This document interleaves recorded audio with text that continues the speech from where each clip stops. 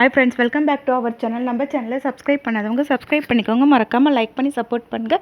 நாளைக்கான எபிசோடில் என்ன நடக்குது பார்த்தீங்கன்னா, பாரதி துரை கிட்ட வீட்டை விட்டு வெளியே போ அப்படின்னு வந்து சொல்லுவாங்க.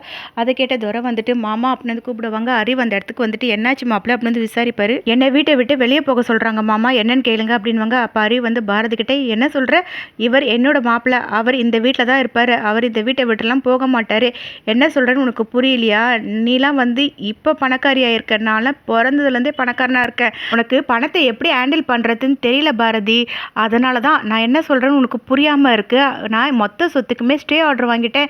நீ என்ன சொன்ன, ஒரு ரூபானா கூட என்கிட்ட வந்து தான் கேட்டு வாங்கணும்னு சொல்லிட்டு இருந்தல, இனி என்கிட்ட தான் நீ வந்து எதுவாக இருந்தாலும் கேட்டு வாங்கணும் அப்படின்னு வந்து சொல்லிட்டு இருப்பாங்க.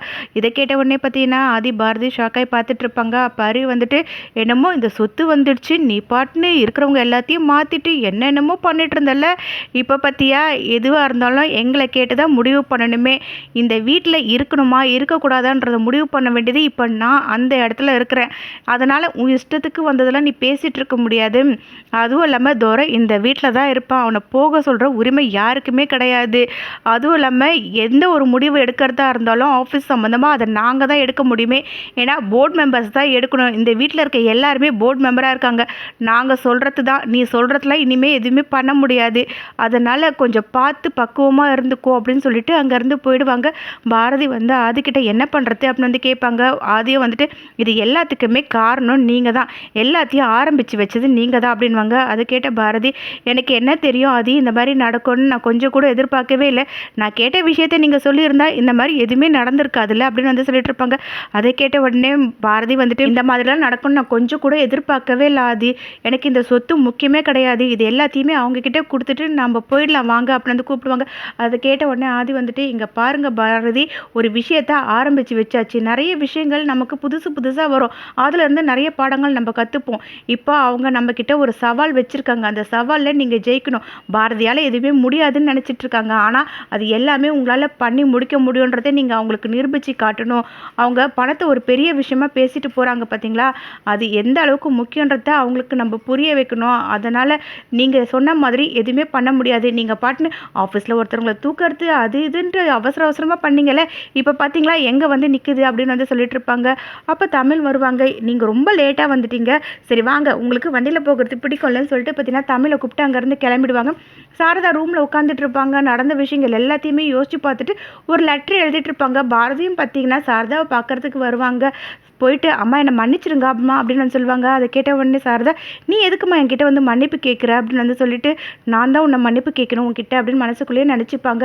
அப்போ பாரதி வந்துட்டு இல்லைம்மா எல்லா பிரச்சனைக்கும் இப்போ நான் தான் காரணம், ஆதி கூட என்கிட்ட கோவப்பட்டுட்டு போயிட்டாருமா அப்படின்னு வந்து சொல்லிட்டு இருப்பாங்க. அதை கேட்ட சாரதா அப்படிலாம் ஒன்றும் இல்லை பாரதி, உன்னால் முடியாதுன்னு நினைக்கிறாங்கல்ல, அந்த சவாலில் நீ வின் பண்ணி காட்டணும், அது மட்டும் இல்லாமல் நீ எதை பற்றியுமே யோசிக்காத பாரதி அப்படின்னு வந்து சொல்லிட்டு இருப்பாங்க. அதை கேட்ட பாரதி இல்லைம்மா எனக்கு ஒரு உண்மை மட்டும் தெரிஞ்சால் போதும், அதுக்கப்புறம் எனக்கு இந்த சொத்துலாம் முக்கியம் இல்லை, ஆனால் அதை கேட்டால் மட்டும் உங்கள் ரெண்டு பேரோட முகமும் மாறி போயிடுது, அது என்னன்றது என்கிட்ட சொல்ல மாட்டீங்க அப்படின்வாங்க.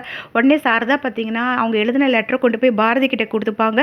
பாரதி என்னன்னு வந்து கேட்பாங்க. அப்போ சாரதா வந்துட்டு நீ என்கிட்ட கேட்ட பற்றியா அந்த உண்மை இதில் இருக்குது, ஆனால் நீ இந்த சவாலில் ஜெயிக்கணும், அதுக்கப்புறமா தான் இந்த லெட்டரையும் ஓப்பன் பண்ணி பார்க்கணுமா அப்படின்னு சொல்லுவாங்க. அதை கேட்ட பாரதி இதில் என்னம்மா இருக்குது அப்படின்னு வந்து கேட்பாங்க. நீ கேட்ட உண்மை இதில் இருக்குதுமா அப்படின்னு வந்து சொல்லுவாங்க.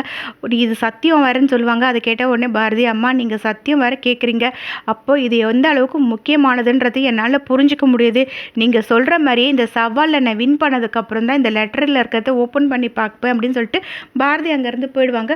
அப்போ சாரதா வந்து மனசுக்குள்ளேயே நினச்சிப்பாங்க, பாரதி இந்த உண்மை மட்டும் தெரிஞ்சால் உன்னோட முகத்தில் இருக்க சந்தோஷமே போயிடும், அதுக்காக தான் இதை உங்ககிட்ட சொல்லாமலே இருக்கேன் அப்படின்னு வந்து நினச்சிட்டு இருப்பாங்க. நெக்ஸ்ட் என்ன பார்த்தீங்கன்னா ஆதி கூப்பிட்டு போயிட்டு தமிழோட ஸ்கூலாண்ட ட்ராப் பண்ணுவாங்க. அப்போ தமிழ் வந்து வண்டியில் வர்றது செம்ம ஜாலியாக இருக்குதுப்பா, இந்த மாதிரி இருக்கும்னு எனக்கு தெரியவே தெரியாது, நான் ரொம்பவே மிஸ் பண்ணிட்டேன், அதுவும் இல்லாமல் இப்போலாம் நீங்கள் டைமிங்கை ரொம்ப மிஸ் பண்ணுறீங்க, நான் உங்களை ரொம்பவே மிஸ் பண்ணுறேன் தெரியுமாப்பா அப்படின்வாங்க. அதை கேட்ட ஆதி வந்துட்டு என்ன பண்ணுறது, சில விஷயங்கள்லாம் வந்துட்டு நம்ம மீறி நடந்துட்டு இருக்கும்போது நம்மளால ஒன்றும் பண்ண முடியாது தமிழ் அப்படின்னு வந்து பேசிகிட்டு இருப்பாங்க. கரெக்டாக அந்த இடத்துக்கு பார்த்தீங்கன்னா துரை வருவாங்க. அப்பா வந்து அப்படியே பொண்ணு மேலே அன்பை பொழிஞ்சிட்டு இருக்காரு அப்படின்னு வந்து சொல்லுவாங்க. அதை கேட்ட உடனே ஆதி வந்து இப்போ எதுக்காக நீ இங்கே வந்துட்டு இருக்க, ஒழுங்கு மரியாதையாக போய்டு அப்படின்னு வந்து சொல்லுவாங்க. அப்போ துரை வந்து என்ன அது ஆதி, இது கவர்மெண்ட் ரோடு, இங்கே வந்துட்டு நான் இருக்கக்கூடாதுன்னு சொல்கிறதுக்குலாம் உனக்கு எந்த ஒரு உரிமையும் கிடையாது, நான் உன்னை அப்படியே ஃபாலோ பண்ணிட்டு வந்தேன், பொண்ணு கூட என்னமோ நின்று பேசிகிட்டு இருக்கேன், அப்படியே வந்து ஒட்டி கேட்டுட்டு இருந்தேன், பார்த்தா ரெண்டு பேரும் அப்படியே அன்பு பொழிஞ்சிட்டு இருக்கீங்களே அப்படின்வாங்க. அப்போ தமிழ் வந்துட்டு சித்தப்பா ஏப்பா எதுக்கு இப்போ தேவையில்லாமல் அப்பா கிட்ட வந்து பேசிகிட்டு இருக்கீங்க, நீங்கள் அவர்கிட்ட வாங்கி கட்டிக்கிறதுலாம் பத்தாதா, இப்போ வாங்கணும்னு வந்திருக்கீங்களா அப்படின்னு வந்து கேட்பாங்க.